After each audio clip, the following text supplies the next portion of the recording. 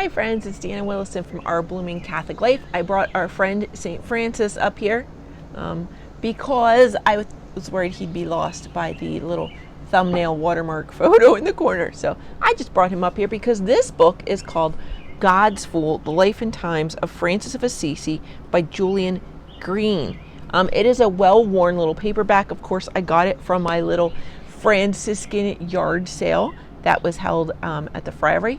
And I know nothing about this. I've seen other biographies of St. Francis. This is not one I've ever heard of, so I was kind of excited about this one. Let's read. There's a lot of reviews in the back. This is actually by Harper San Francisco, so this is a fairly big publisher. Normally you think of a little publisher or a Catholic publisher. So interesting. It actually has a New York Times book review. I don't even know what to make of that.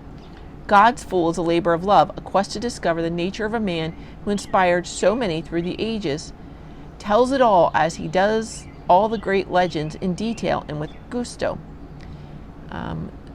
Next one is by the Washington Post. In this subtle study, Green has given us a solid but creative life of the Poverello, the beloved troubadour whose life resonates in every Christian soul. No generation will ever tire of reading about him. Boston Globe, L'Express Paris, Malcolm Muggeridge, and the little bit at the bottom by the publisher, Julien Green, novelist and diarist, is the celebrated author of more than 40 books, including The Closed Garden, The Transgressor, Moira, The Others Sleep, and Journals, 1938 to 1971. A pivotal figure in the Paris literary scenes of the 1920s and 30s, he became in 1971 the only American writer to be elected to the Académie Française. Okay, that explains it, I guess, that he was a pivotal figure in the Paris literary scene in the 1920s and 30s. Perhaps not something I normally go to. So interesting. And like I say, this is a very well-worn and loved book, so I'm kind of interested to get in there. Oh my goodness, friends. There are a ton more reviews inside. Apparently, everybody loved this book. That does kind of make you step back, though, doesn't it? Because sometimes if it's something that's so beloved by the modern world, is it corrupted? Let's get in and see. I'm feeling like I need the San Damiano cross a little bit more in view. Need a little more Jesus. Who doesn't? This was actually must have been written in French because now it says translated by Peter Hennig, which looks like a very German name to me, so that's a little surprising that he's the one who translated it in English, but let's see. It says inside it was for Eric, originally published in French under the title Frère François, copyright Editions de Sceaux, Avril, 1983. The first Harper and Row paperback edition was published in 1987. So I thought it was saying that he died in 71, and this wasn't translated. Wait, he died in 71, but this book wasn't published until 1983 in France. So that's interesting alone. And then the English translation was in 85. So the English translation is pretty quick, but why would this book take so long to be published after his death? That's an interesting story. Maybe it's in an introduction. We don't know. Contents. Okay, interesting. They made it a chronology as well as it. So part 1 is called Idle Youth, and you can see they give us the dates and then the events. Now, do they have the little dots so that we can easily find the pages? Not great, but at least it's broken up by a space before we get to the second part. But the second part is fairly big until we get to the next gap. So it could get a little confusing, but since it's chronological, it's a biography looking, I think it'll work because you probably are not going to jump around, but you'll probably just use a bookmark like you're reading a regular book. So part 1 is Idle Youth. Part 2 is God's Fool. Part 3, Facing the World. Part 4, God Alone. And it does end then October 3rd, 1226 with Sister Death. And then oddly, I don't know why they're not broken apart. There's a word from the author in select bibliography, but why there should have been a gap there. They don't really fit in the chronology. I mean, they come much later if they're in the 80s, right? You can find part 1 pretty easily. They've marked it off. Let's just flip through here a little bit. Are there any pictures? It's a rather small font, but the page numbers are in the outside upper corners. Hooray! Easy to find them. This is one as well that tells you the name of the book on this side and the name of the section you're in. Let's see, because Idle Fool was a whole section as well as a chapter within that section. Okay, that's the section name.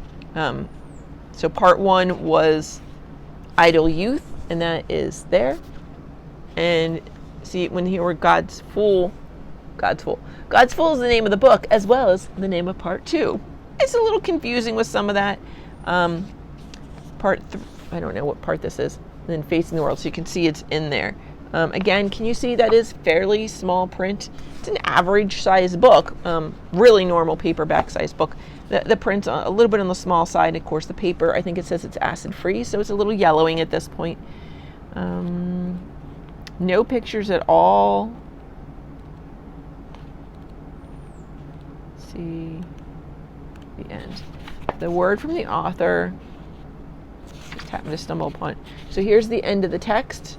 Bam, word from the author, which is just those fairly one page front and back. And the select bibliography is very select.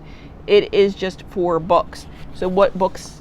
No, I guess maybe he used more and didn't feel like listing them. I don't know. Let's see. An Electa Franciscana, 10 volumes.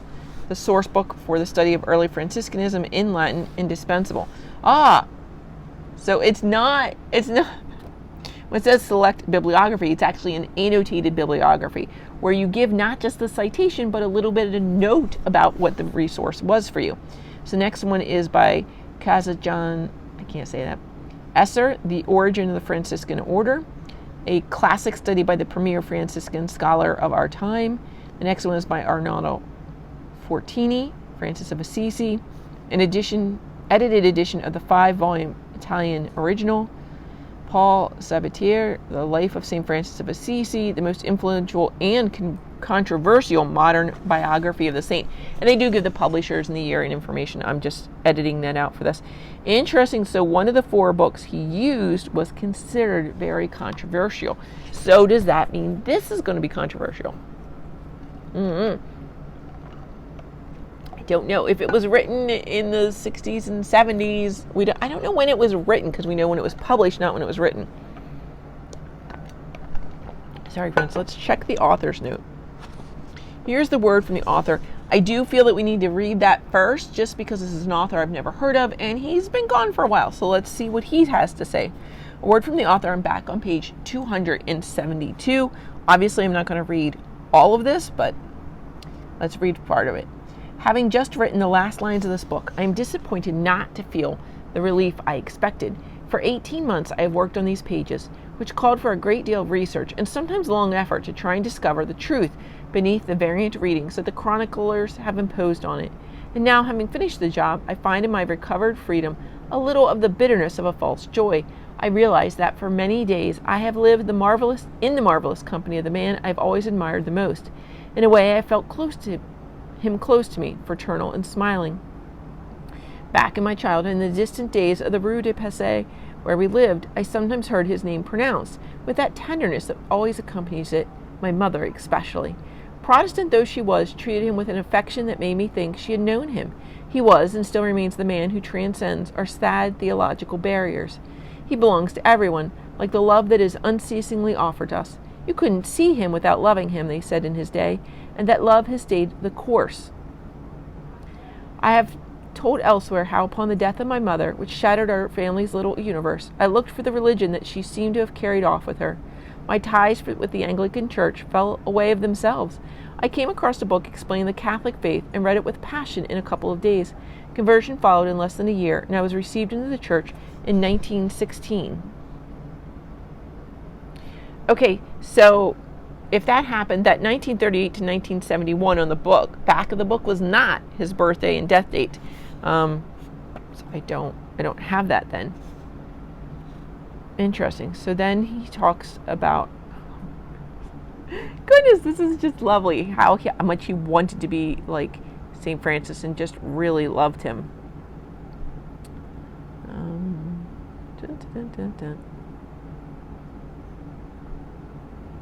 It's just very interesting. And so he wandered away. He had that moment of conversion, grew really close to St. Francis, and then life got in the way. And then he had another little conversion, as we often do. In secular Franciscans, we always talk about our daily conversion, and he's talking about one that happened really big. And so interesting. So St. Francis was very much a part of his own personal journey, and so he's probably going to bring that to the book. Let's just pick open a selection. The talking image on page 70. What to do with yourself, with your person, with your body and soul when you have fallen madly in love with love. What to make of the conversion that has pounced upon you. Pray, of course, pray without ceasing. Tell God that you love him. But God does not show himself. You find him only in silence and solitude. At certain moments, Francis felt an urge to roll on the ground screaming to rid himself of that excess joy that overwhelmed him. Still, life had to go on. One has to earn a living by selling cloth, for example. It is perfectly possible to love God while selling cloth. Francis seems not to have considered that option any more than he thought of becoming a religious, although religious orders were in plentiful supply. There was a Benedictine monastery in the region. It's odd because there for a minute it was poetry, and then they had that very abrupt line about the Benedictine monastery in the region. Very interesting. It's an interesting style. So was that done to just tell you how that option he did not consider at all? Was that another literary device? I don't know. One day when he was walking in the country, trying, like a good merchant, to get a clear picture of the situation, he pressed on as far as an ancient church that was falling into ruin, San Damiano. It was there that God had been waiting for him all along, a large, tragic crucifix, painted with touching nativity. I can't say that word. Hung above the altar, and it caught his attention at once. The figure of Christ with his arms outstretched had a faraway look, as if his eyes were searching along the road for someone who had been long in coming. Francis immediately fell on his knees. In all Italy there were so many crucifixes, and from seeing them so often people had become blind to what the crosses were striving to say. But for Francis that day was not like any other day. For the first time perhaps he saw the crucifixion. I don't know about you friends, but I would just like to I'd like to turn off this camera, curl up, and read this book. This is beautifully written. I've never heard of it before. I can't speak to the authenticity of it or anything like that, but reading just those small passages really want me to dive into it.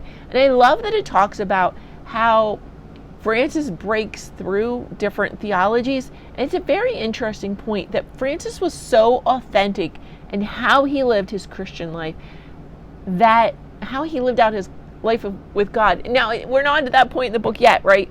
But he was so authentic in how he lived it, and people could just see his love and devotion to Christ so easily. And so he speaks to people who are not Catholic. He speaks to people who are not Christian. And that's just a lovely thought. But there's also some danger there, because I want to say the people who think they are following him can often fall into the trap of sentimentality. And they tell us that again and again in Formation, which is kind of funny because this book is very sentimental. And should you read it, I don't know, you may fall in love with the sentimental Francis. I haven't read yet enough to see how true he was really to Francis. So Francis, yes, led a beautiful romantic life in nature, and it sounds wonderful. It almost sounds like, being a cowboy or an early pioneer in America. It sounds wonderful and loving, living that simple life, right? But we cannot forget how in love St. Francis was with Our Lady as well as with the risen Christ. In the Eucharist, like, he was so incredibly Catholic. He wasn't just Christian. He wasn't just a good person. There was so much more to him, and we cannot forget that in the sentimentality. I know this, see, like, even this says peace at the bottom, and it shows all the animals, but it also shows the rosary. And it's funny because this habit looks very ornamented, but in fact, Francis's habit, we think we have one of his. There's a great article on it, I believe, in an Italian magazine. I've linked to it in my fraternity's newsletter, where the patches on St. Francis's cloak actually appear to have come from little hidden pockets and the hood and just inside pieces of actually of St. Clare's habit. She would actually take patches of good cloth from hers and sew it in to repair any holes in his. His would not have been this fancy at all. He would have worn the simplest of things, but he would have also worn his rosary. I don't have confirmation of that. But the animals were attracted to him because, of course, they would be attracted to their creator, and his love of them, especially like the lamb, made him weep because of the Lamb of God.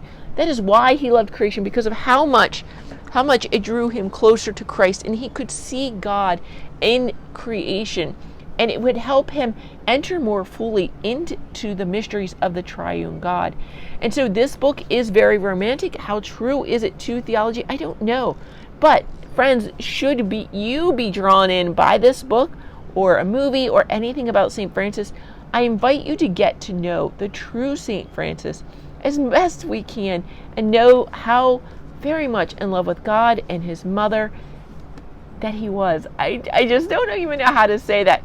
I feel so bad for the people who are Franciscans or have taken St. Francis as their patron saint and really haven't accepted him fully. They don't see how much he loved the Eucharist, how much he loved penance, not just for himself, but for the sins of others. That he didn't live simplicity for the sake of simplicity or for the sake of poverty. He lived it out of love and reparation. And that's just so important fact that you can't, it says God's fool, but it's not just that he was simple. Was he illiterate? Probably. But that's not why he's called God's fool. He's called God's fool because he was so wildly in love with God. And he could accept the mysteries at face value. And he really entered into them. His poverty and simplicity were ways, and penance were ways that he could enter into that relationship with God. He stripped away as much of this world as he could in order to start meeting Christ in the next, while on earth. It's beautiful, beautiful. So this book may draw you in right away. Let it. That's my review. I have not, my unboxing review. I have not read the whole thing, but it does sound lovely, and we're going to have to jump into that later. I'm going to resist it and film a few more book reviews for you first, friends. And so may God bless us and keep us on his roads. May he make his light to shine upon us, and may he bless us in the name of the Father, and the Son, and the Holy Spirit. Amen.